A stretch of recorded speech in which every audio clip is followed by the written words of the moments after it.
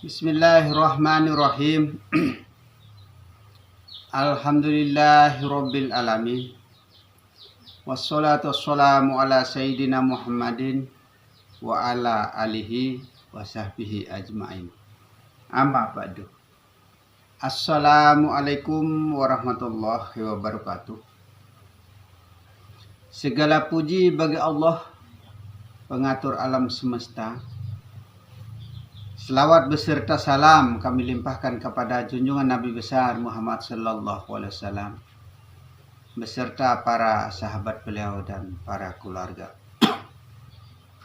Alhamdulillah, pada sore hari yang berbahagia ini kita telah berjumpa kembali seperti biasa, yaitu kita mempelajari jati diri kita ya. Kita mempelajari diri ya. Supaya kita mengenal diri, supaya kita paham diri dan tahu diri ya. Siapa diri kita yang sebenarnya. Nah, itu. Ini pengajarannya Kiai Demang ya.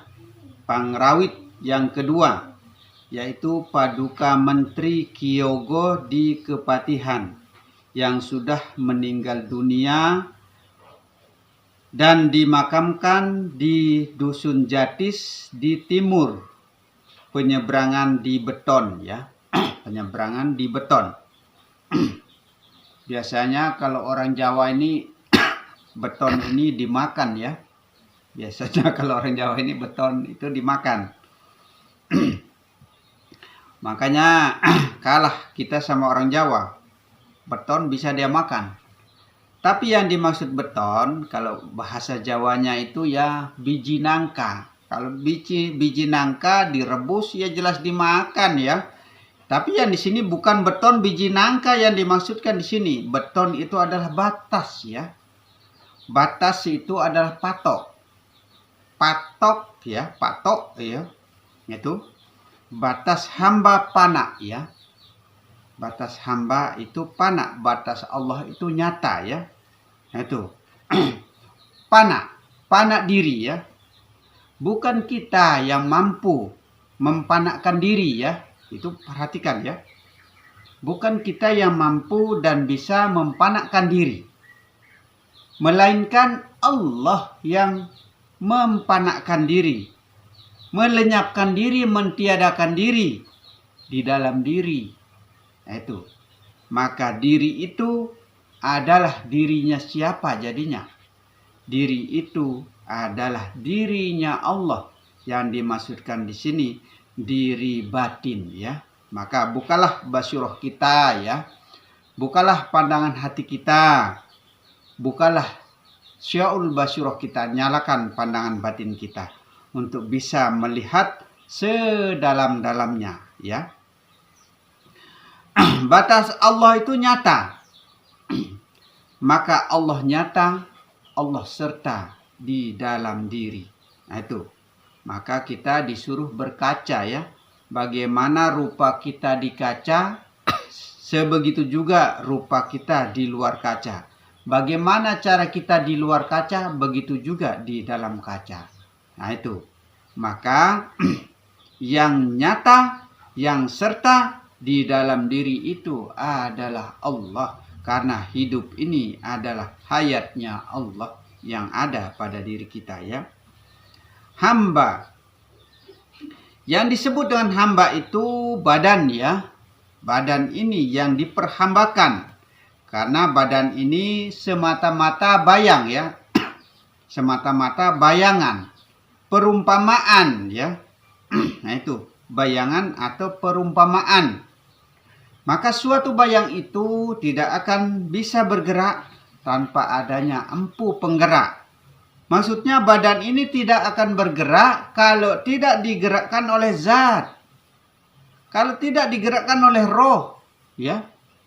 Kalau tidak digerakkan oleh roh. Tapi roh ini ada perbuatan roh yang baik. Ada juga perbuatan roh yang tidak baik. Nah itu, maka kita harus ikuti perbuatan yang baik. Nah itu supaya benar-benar kita menjadi manusia-manusia yang sempurna. Maka seperti sabda Rasulullah, sebaik-baik manusia apabila manusia itu selalu baik kepada sesama manusia. Bahkan dilanjutkan oleh Rasulullah, itu adalah ciri orang yang akan masuk surga itu. Nah itu. Dan juga kelanjutan kata Rasulullah, dan apabila seseorang itu pernah mendapatkan petunjuk dari Allah Subhanahu wa taala. Nah, bagaimana kita mau mendapatkan petunjuk? Kalau cuma minum tua kerjanya, kalau cuma berzinah kerjanya, kalau cuma memfitnah kerjanya, saling membenci, saling menghujat, bertengkar kerjanya, membunuh kerjanya, bagaimana kita mau mendapat petunjuk dari Allah Subhanahu wa taala? Karena hati kita belum bersih ya. Hati kita belum bersih. Kita harus suci, bersih pikiran kita dari perbuatan-perbuatan yang tercela, dari perbuatan yang kurang baik. Nah itu, maka kita harus bersihkan hati kita. Nah itu.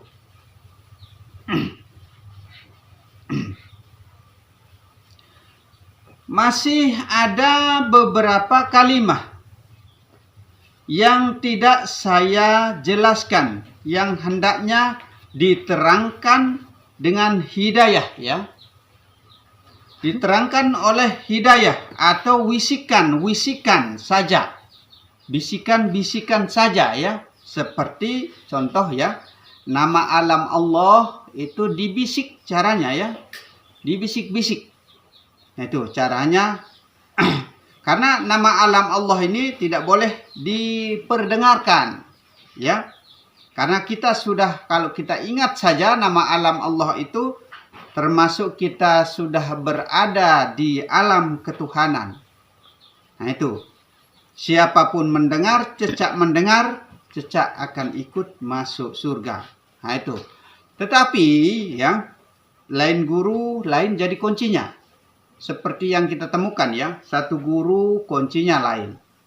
Tergantung hidayah ya, yang ia dapatkan. Lain guru pun lain kuncinya, sebagai kunci daripada keilmuan itu. Nah, sehingga ini ya dibisik-bisik caranya ya, maka tidak kita ungkapkan secara langsung dan ada aturan-aturannya ya. Begitu juga jika hendak mengetahui ya keterangannya hidayah wisikan. Nah, itu bertanyalah kepada muridnya Kiai Demang Pangrawit ya. Kita harus bertanya kepada muridnya Kiai Demang Pangrawit. Nah itu. Maka adanya ilmu syariat, ilmu tarekat, ilmu hakikat dan beserta makrifatnya. Nah itu. Syariat itu ya, pekerjaan di dalam syariat itu adalah pekerjaan nyata ya. Pekerjaan nyata. Apapun yang dikerjakan oleh badan ini adalah pekerjaan nyata. Nah itu namanya pekerjaan syariat, termasuk di dalam sholat, bekerja hari-hari pun itu namanya pekerjaan syariat, itu pekerjaan nyata. Di dalam pekerjaan kita hari-hari pun harus disertai Allah. Kita harus merasa ya. Kita harus merasa disertai Allah. Kita harus merasa dibarengi Allah. Atas kehendaknya ya. Atas kehendak Allah. Maka kita itu harus betul-betul merasa tidak pernah jauh atau tidak pernah berpisah dengan Allah Subhanahu wa taala. Karena kehendak ini adalah kehendaknya Allah. Begitu.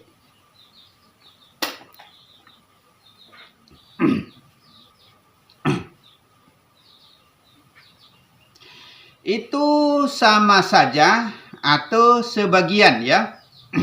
Saya ulang. Maka adanya ilmu syariat, tarekat, hakikat dan makrifat itu kepada Allah semua. Kembalinya kepada Allah. Jangan engkau kembali selain daripada Allah. Itu semua sama saja atau sebagian. Sebab itu jikalau kita cerdik ya, jikalau kita cerdik Maka syaratnya kita belajar ilmu ini ya, pintar-pintar sekalian, bodoh-bodoh sekalian ya. Orang tua lebih bagus karena hanya mati yang dipikirkan. Nah, itu orang cacat, orang kekurangan karena tahu diri orang yang terhina. Itu syaratnya mempelajari ilmu ini ya. Kalau orang yang normal ya, kebanyakan pikirannya ke aktivitasnya hari-hari, akhirnya sibuk, tidak mungkin dia sempat untuk mempelajari ilmu. Padahal begini ya, sampai kita sudah masukkan di dunia maya juga seperti ini, kadang-kadang tidak sempat untuk dibuka. Nah, itu tidak sempat untuk dipelajari, tidak sempat untuk diperdengarkan. Untuk dia dengar maksudnya, untuk dia pelajari. Nah, itu kadang-kadang karena apa? Karena pintu hati kita tertutup ya. Pintu hati kita tertutup. Jika kita menutup pintu hati kita, sesungguhnya Allah akan menutupnya rapat-rapat sekalian. Nah, itu akan dirapatkan sekalian. Nah, itu. Maka kalau kita tidak mau dan tidak membiasakan diri ya, tidak bisa. Nah, itu tidak akan pernah punya sempat. Tidak akan pernah punya waktu ya. Maka tidak perlu bertanya karena berlainan-lainan hidayah ya. Sebenarnya tidak perlu kita bertanya ya. Sebenarnya kalau kita cerdik ya. Karena berlainan hidayah menunjukkan wujud zatnya Allah. Untuk menunjukkan wujud zatnya Allah. Nah, itu hanya dari kelirunya penerima ya. Dari kelirunya penerima. Terkadang-kadang terlalu dalam caranya menjelaskan atau kejelasannya. Atau diajarkan ya. Kadang-kadang terlalu dalam. Kadang-kadang juga terlalu dangkal caranya diajarkan. Kalau diajarkan secara terlalu dalam ya, bikin kita bingung. Bingung kita. Kok begini, kok begitu, dan lain sebagainya. Bingung kita. Kalau terlalu dangkal, juga bikin kita pusing, bikin kita bingung juga. Kok bagaimana? Nah, seperti itu. Kita akan berpikir dan berpikir. Nah, itu makanya suatu guru itu ya, kalau diajarkan terlalu dalam salah-salah, tidak diajarkan terlalu dalam juga salah juga. Makanya ya, kita ini dalam artinya ya serba salah dalam mengajarkan keilmuan ini. Karena ilmu ini adalah ilmu rahasia ya. Sangat dirahasiakan oleh Allah. Nah, itu. Tapi rahasia itu adanya pada diri kita sendiri. Maka dikatakan al-insanu sirri wa nasiruhu. Allah sebenarnya menjadi rahasia di dalam diri ini. Nah, itu. Maka kita bisa melihat, mendengar, bergerak dan lain sebagainya. Semua itu adalah atas kehendak Allah. Begitu. Bagian pertama ya. Bagian pertama. Keterangan dari duduknya dua kalimat syahadat. Nah, itu. Duduknya dua kalimat syahadat. Kalau secara syariat, tempat duduknya dua kalimat syahadat ini di lisan, di lidah. Diucapkan dengan lidah. Atau diikrarkan dengan lisan. Ya, nah, itu cara syariat. Lain dengan cara hakikat. Kalau cara hakikat semua itu serba batin ya. Karena kalau kita menggunakan batin ya, tidak bisa diketahui oleh orang lain. Tidak bisa dipahami oleh orang lain. Nah, itu kelebihannya kita menggunakan batin. Itu maka sebenarnya ya, lebih sempurna kita menggunakan batin daripada kita menggunakan lisan. Kalau kita menggunakan lisan ini ya, karena lisan pandai berbohong. Pas ucapan, fasih ucapan, tapi pemikiran melayang kemana-mana. Nah, itu. Makanya ya, jarang diterima. 1000 kali kita mengucap Allah, 1000 kali kita berzikir. Bahkan sekalipun kita sambung 10 saja tasbih kita ya. Nah, itu belum tentu diterima oleh Allah Subhanahu wa Ta'ala karena pemikiran kita melayang kemana-mana. Maka lebih sempurnanya kita harus menggunakan batin. Begitu. Dalam setiap gerak, dalam setiap laku, dalam setiap langkah, dalam setiap kehendak, ingat adalah atas kehendaknya Allah. Begitu caranya.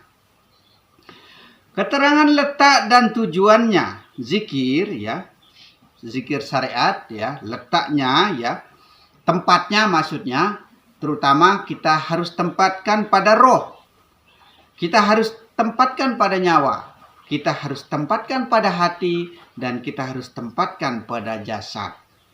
Bagaimana caranya kita menempatkan pada roh? Di mana posisinya roh, ya? Posisinya roh ada di ubun-ubun di bagian kepala, termasuk batasnya sampai leher ini. Di situ tempatnya roh, ya. Nah, itu. Nah, posisinya nyawa tempatnya di bagian dada. Posisinya hati tempatnya di bagian punggung, berikut tangan ini terhitung, ya. Nah, posisinya jasad kasaran ini terhitung dari pusar ke bawah. Nah, itu.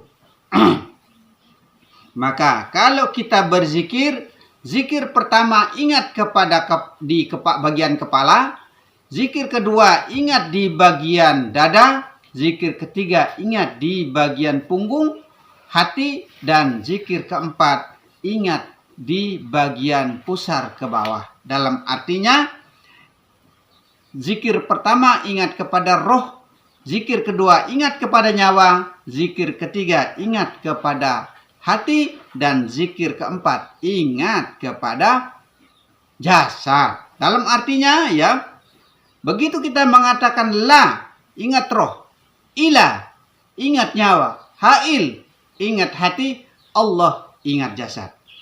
Itu lebih sempurna. Maka dikatakan di sini, ya, keterangan letak dan tujuannya zikir syariat. Nah, itu kita harus tempatkan. Kalau kita masih belum bisa konsentrasi, ya, seakan-akan kita melihat titik ba yang ada di tengah-tengah jantung hati kita. Seperti itulah caranya. Itu. Maka terlebih dahulu wajib kita mengucap syahadat, ya. Wajib kita mengucap syahadat di mulut, dan ternyata harus dihayati. Harus dihayati di dalam hati, direnungkan, maksudnya diartikan di dalam hati, maka diikrarkan dengan lisan, dikerjakan oleh anggota tubuh, dimaknakan di dalam hati sebenarnya. Nah, itu.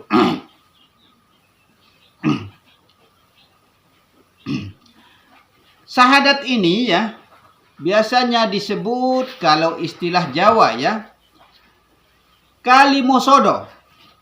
Kalimosodo itu senjata yang paling ampuh, yang paling bagus, senjata yang paling sakti untuk kita menuju kepada Allah, untuk kita mencapai kepada Allah adalah kalimosodo, kalimah syahadat, atau dua kalimah syahadat untuk kita mencapai kepada Allah. Nah, itu. Tapi, ya, sebenarnya Allah yang mana yang kita saksikan? Muhammad mana yang kita saksikan? Terutama Allah yang ada di dalam diri kita, dan Muhammad yang kenyataannya ada pada diri kita. Asyhadu an la ilaha illallah, ya. Wa asyhadu anna Muhammadar Rasulullah.